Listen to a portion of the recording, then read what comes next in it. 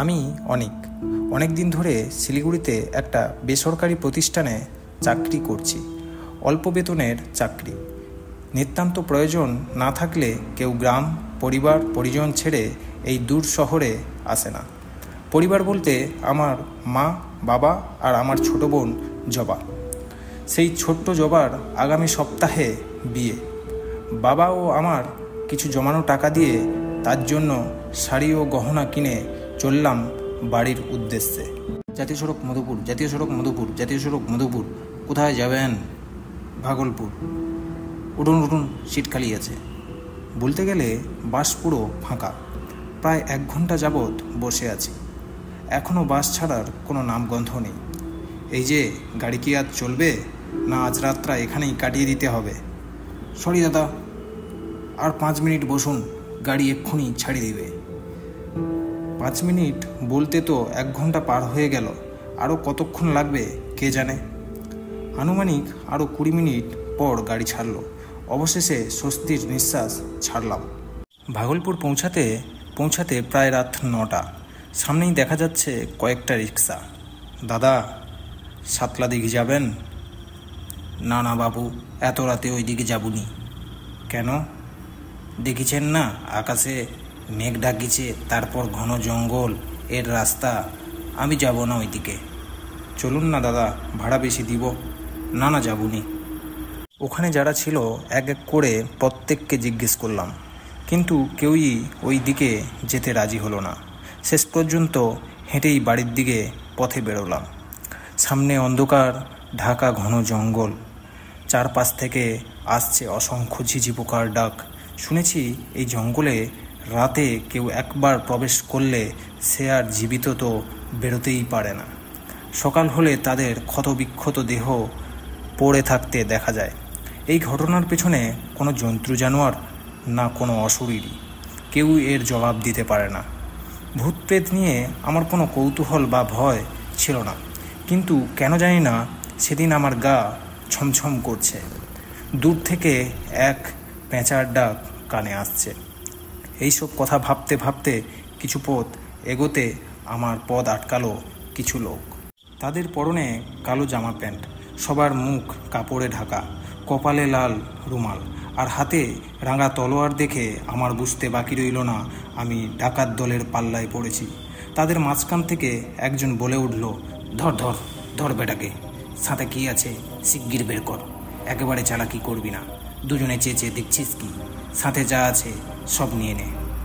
এই নিন, আমার কাছে মোবাইল আর মানিব্যাগ ছাড়া আর কিছুই নেই। অফিসের কিছু কাগজপত্র আর আমার জামাপত্র ছাড়া ওই ব্যাগের মধ্যে কিছুই নেই। এই দে বেটা, ব্যাগটা আগে দে। ওস্তাদ, একে তো দেখছি সোজা কোথায় কাজ হবে না। দে তো বেটাকে কয়েকটা ঘা। চল বেরো এখান থেকে। ডানে বাঁয়ে তাকাবি না। যদি তাকিয়েছিস তোকে কেটে টুকরো টুকরো করে নদীর জলে ভাসিয়ে দেব। যা, চল বেরো। কোনো উপায় না পেয়ে নিজের প্রাণ বাঁচানোর জন্য অবশেষে ব্যাগটা দিতে বাধ্য হলাম। তাদের কথা মতো সামনের দিকে হাঁটতে থাকলাম।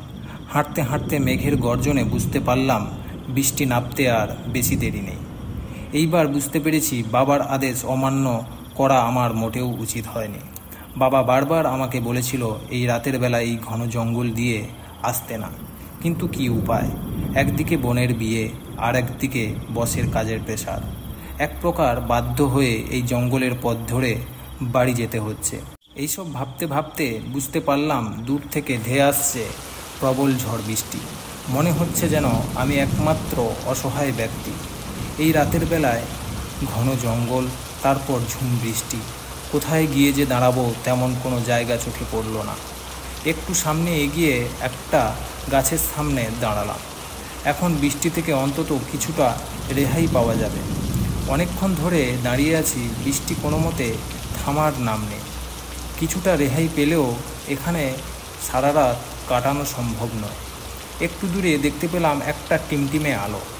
মনে কিছুটা সাহস সঞ্চয় করে ওই আলোর দিকে এগিয়ে গেলাম। কাছে যেতেই দেখতে পেলাম একটা দোতলা পাকা বাড়ি। দেখলেই বেশ বোঝা যায় বাড়িটা বেশ পুরনো। কতদিন ধরে মানুষের বসবাস নেই তা বলা মুশকিল। বাড়িটির একাকিত্বে সঙ্গ দিতে শ্যাওলা আর লতাপাতা আগলে রেখেছে। কি জানি বাড়ির ভেতরে আরও কত কি দেখতে হবে।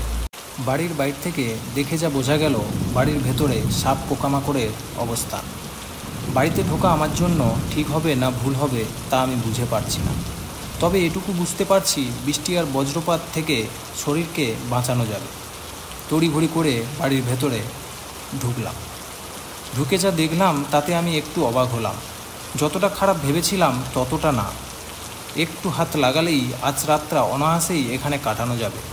খাটটা পরিষ্কার করে বসলাম এবং বাইরে মুষলধারে বৃষ্টি হচ্ছে। আর ভাবছি কাল বাড়িতে গিয়ে কি যে দেখতে হবে তা বুঝে উঠতে পারছি না। ক্লান্ত শরীরকে আর বিছানায় বসিয়ে রাখতে পারছি না। আমি শুয়ে পড়লাম, কিন্তু এই বিষণ্ণ মনে চোখে কিছুতেই ঘুম আসছে না। একটু পরে খেয়াল করলাম পাশের রুম থেকে কিছু যেন একটা চেবানোর শব্দ আসছে। সেটা জঙ্গলের জন্তু জানোয়ার না অন্য কিছু ভেবে পারছি না আমার কি করা উচিত। অনেকটা কৌতূহলী হয়ে আমি রুমের ভেতরে প্রবেশ করলাম। একই রুমের মেঝেতে পেছন ফিরে বসে আছে কেউ একজন, আর বসে কি যেন খাচ্ছিল। প্রথমে খানিকটা ভয় পেলেও এখন একটু ভরসা পাচ্ছি। মনে হচ্ছে আমি একা নই, এই বাড়িতে আরও মানুষ আছে। আমি লোকটিকে ডাকলাম, দাদা শুনছেন? কোনো উত্তর এলো না। আবার বললাম, এই যে দাদা, আপনাকে বলছি, দেখুন না কি অবস্থা। এই রাত্রিবেলায় তাড়াহুড়োতে ঢুকে পড়েছি, অথচ আপনার অনুমতি নেওয়া হয়নি। ভেবেছিলাম বাড়িটা পরিত্যক্ত, তবে আপনাকে দেখে কিছুটা ভরসা পাচ্ছি। আমার কথা শুনে লোকটা উঠে দাঁড়ালো। তার দিকে তাকিয়ে যা দেখলাম, আমার পা থেকে মাথার রক্ত হিম হয়ে গেল। উস্কো খুস্কো চুল, ধূসর চেহারা, আর মুখ দিয়ে তাজা রক্ত বেরোচ্ছে। ভয়ে ভয়ে বললাম, কে কে আপনি? তে আমার কথা শুনে হাসতে লাগলো। রুমের একটা কোণে আঙুল দিয়ে দেখিয়ে দিল। সেখানে তাকাতেই দেখলাম একটা লাশ মাটিতে পড়ে আছে। তার দেহ হাত খাওয়া এবং রক্ত ভেসে যাচ্ছে। কি ভয়ঙ্কর পরিস্থিতি! আমার বুঝতে আর বাকি রইল না যে ওই লোকটি একটা নরখাদক। এই লোকটি খাচ্ছিল আর আওয়াজ ওই পাশের রুমে শুনতে পাচ্ছিলাম। তুই এই বাড়ি দখল করতে আসছিস, তাই না? কোনো লাভ নাই। তোর আগেও অনেকে এসেছে, তাদেরকেও আমি ঠিক এই একই অবস্থা করেছি। তুই এই ঘরে ঢুকে অনেক বড় ভুল করেছিস। এই ঘর থেকে তুই আর জীবিত ফিরতে পারবি না। আবারও তাজা রক্ত খাবো। হা হা হা। আপনি আমাকে ভুল বুঝছেন। আমি ঝড় বৃষ্টির কবলে পড়ে এই বাড়িতে এসেছি। ওসব বলে আমাকে কোনো লাভ নেই। আমি ঠিক বুঝতে পেরেছি তুই এই বাড়ি দখল করতে এসেছিস। লোকটি কোনো কথা শুনতে চাইল না। সে আমার দিকে এগিয়ে এলো। দেওয়ালে আমার পিঠ ঠেকে গেছে, কোথাও পালানোর জায়গা নেই। লোকটি আমার মাথায় আঘাত করল। আমি আঁতকে বিছানা থেকে উঠে বসলাম। তবে এতক্ষণ আমি যা দেখলাম সেটা স্বপ্ন ছিল। মোবাইলটা বেজে উঠল। কেমন আছিস বাবা? আমি ভালো আছি, তুমি কেমন আছো? আমিও ভালো আছি। কখন আসছিস তুই? এই তো আজ রাতেই বেরোতে চেয়েছিলাম। আচ্ছা, একটা কথা বলবো, রাখবি? হ্যাঁ বলো। আজ রাতে তুই আসিস না বাবা। আমার কেন জানি না মনে হচ্ছে কিছু একটা বিপদ আসতে চলেছে। তুই কাল সকালেই আয়, রাতে বের হোস না। আচ্ছা ঠিক আছে বাবা। আচ্ছা রাখি, সাবধানে আসিস। আচ্ছা বাবা। একদিকে ভয়ানক স্বপ্ন, অন্যদিকে বাবার নিষেধ।